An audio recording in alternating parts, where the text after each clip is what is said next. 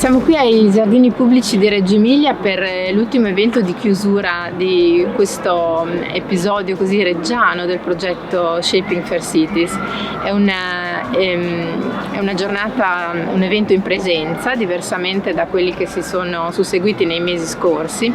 e abbiamo potuto finalmente essere insieme all'aperto per raccontare, per cercare di sensibilizzare le persone soprattutto sugli obiettivi legati alla città sostenibile e al cambiamento climatico. Questa giornata prevede un giretto ai giardini, così l'abbiamo chiamato, che in realtà è la presentazione di un podcast. È lo strumento che abbiamo ritenuto importante a livello comunicativo per cercare appunto di sensibilizzare i cittadini a vedere anche i piccoli frammenti di verde della loro città come dei polmoni, come un patrimonio storico e naturalistico da conservare. E questo è stato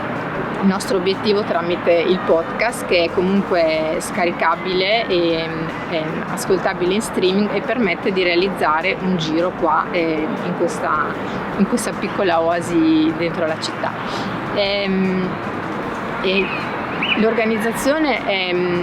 diciamo così, è tripartita. Siamo un gruppo di 3 associazioni della città. ICS è la nostra associazione che ha sede operativa presso Spazio Gerco, un centro culturale della città, e poi c'è un centro teatrale e un'altra associazione che ha appunto gestisce un altro spazio vicino alla stazione, che è Binario 49. Abbiamo deciso di metterci insieme per questo progetto. Questa, diciamo così, questa triangolazione è veramente per noi un grande valore per la città, perché finalmente attraverso le attività culturali riusciamo a portare anche un messaggio legato appunto alla sostenibilità. Ci siamo consorziati in qualche modo, quindi il nostro incontro va al di là di questo progetto e prevede una progettualità anche futura, che l'anno prossimo appunto diventerà di nuovo un festival, forse legato a cultura e sostenibilità, e in questo modo noi cerchiamo veramente di fare in modo, prima di tutto, di essere noi a realizzare degli eventi sostenibili, ma soprattutto di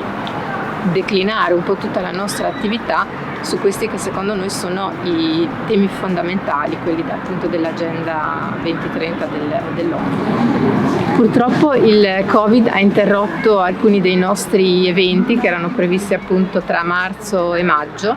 e perciò abbiamo dovuto cercare di riorganizzare la nostra attività. Quelli che erano appunto giornate di workshop e di incontri sono diventate un allestimento urbano, una mostra all'aperto che si chiama Natura non domestica, che è aperto appunto a metà giugno, a fine giugno, ed è ancora appunto visibile, sulla quale abbiamo cercato di, così tramite le opere di 3 artisti, di spiegare quanto la natura sia in realtà inafferrabile, quanto nonostante cerchiamo di addomesticarla, di contenerla, sia sempre in eccesso e imprevedibile rispetto a quanto pensiamo, e che proprio questo da un lato è il suo valore ed è anche ciò che noi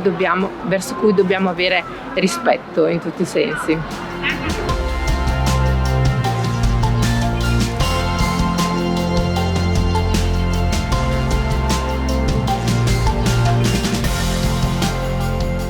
Buongiorno a tutti e a tutte, io sono Annalisa Rabitti, assessora alla cultura, pari opportunità, marketing territoriale e città senza barriere per il comune di Reggio Emilia.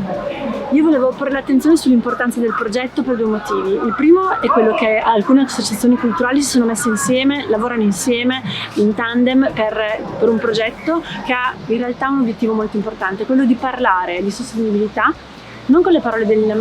scientifiche, ma con le parole della cultura. parole che hanno un linguaggio diverso, modi diversi e intercettano pubblici diversi. Ma io credo che sia fondamentale che sia proprio anche la cultura, perché ovviamente la salvaguardia dell'ambiente è un tema culturale, perché è una questione di pensiero e non soltanto di tecnicismi, e quindi il fatto che noi come amministrazione insieme alle nostre associazioni abbiamo preso questa posizione veramente io penso che sia molto importante e ce lo dice anche quello che ci è appena accaduto. Questo progetto è partito il 22 febbraio, noi eravamo insieme, insomma qualche giorno prima che accadesse quello che sappiamo, quindi la pandemia, il Covid-19, e in qualche modo il mondo ci ha detto che quello che stavamo facendo era una direzione che era quella giusta. Le giornate, il cielo, in tutta la tragedia che abbiamo appena passato, però ci ha anche fatto capire che in qualche modo c'era bisogno di una pausa per il nostro pianeta e in qualche modo il mondo culturale deve prendersi questa responsabilità.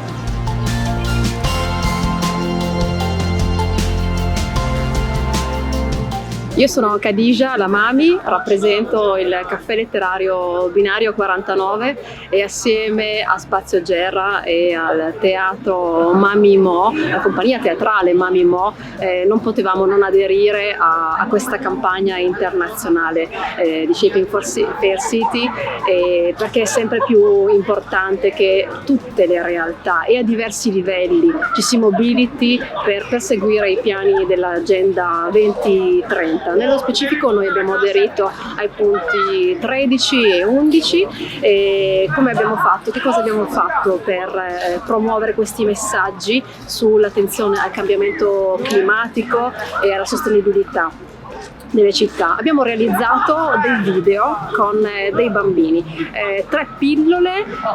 dove i bambini interrogavano un adulto, Arturo Bernoldi, che ci ha dato una grande mano perché è un esperto di cambiamenti climatici, di riciclo e di tutto quello che è necessario preoccuparsi per un futuro sostenibile. Questi bambini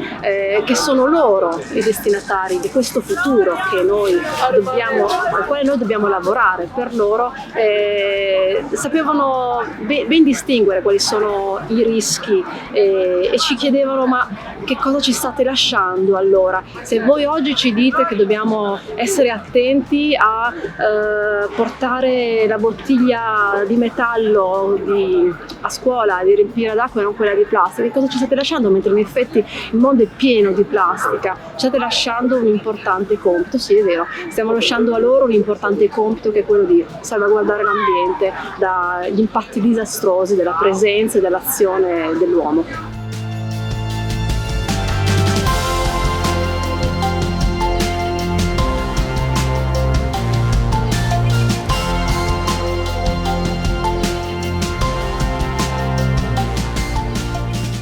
Anche Mami Mo è partner di questo progetto insieme a Binario 49 e Spazio Gerra, Alleanze Sostenibili, Shaping Fair Cities. Ci siamo concentrati in particolare su 2 obiettivi di sviluppo sostenibile: il lavoro sulle città sostenibili e la resilienza ai cambiamenti climatici, organizzando una serie di eventi che, causa lockdown, sono stati poi tutti riprogrammati in altre forme o in altre modalità. In particolare attraverso la nostra web radio in streaming, Mami Mo ha contribuito a portare avanti alcuni temi importanti che erano presenti nel progetto, quindi la sostenibilità ma anche la parità di genere, attraverso una serie di interviste che dovevano essere all'interno del programma e quindi avvenire live al Teatro Piccolo Orologio, ma che sono state tutte riprogrammate all'interno di queste puntate di Mami Mo On Air con una particolare rubrica Felicità Sostenibile. E quindi siamo, diciamo così, orgogliosi di aver portato questi contenuti anche all'interno del web di piattaforme frequentate dai cittadini di Reggio e frequentate anche dagli utenti dei nostri 3 specifici enti, di modo da poter divulgare questi contenuti anche attraverso forme divulgative più partecipate e più, diciamo, digitali e sociali, come appunto possono essere le piattaforme digitali. Alcuni di questi interventi sono stati poi recuperati dal vivo. Per esempio abbiamo organizzato delle installazioni con l'artista Antonella Denisco e Alessandra Calò e i loro posta sguardi. Queste artiste hanno installato all'interno dei giardini di Reggio dei luoghi da cui le persone possono spiare la natura in modi, diciamo così, inconsueti, come di solito non siamo portati a fare causa la frenesia o la velocità della nostra vita. Quindi anche qui un evento, una situazione in città in cui il cittadino normale può inciampare per riflettere sull'importanza della natura nella nostra vita quotidiana. Il progetto proseguirà prossimamente e probabilmente probabilmente nel prossimo anno attraverso il Festival Felicità Sostenibile, che abbiamo già promosso da 2 anni in città. Sono una serie di eventi di spudorata propaganda a sostegno dell'ambiente, l'abbiamo chiamato così, che insieme ai nostri partner vogliamo ripetere per parlare di sostenibilità ambientale attraverso anche le metodologie dell'arte, della performance e dell'installazione.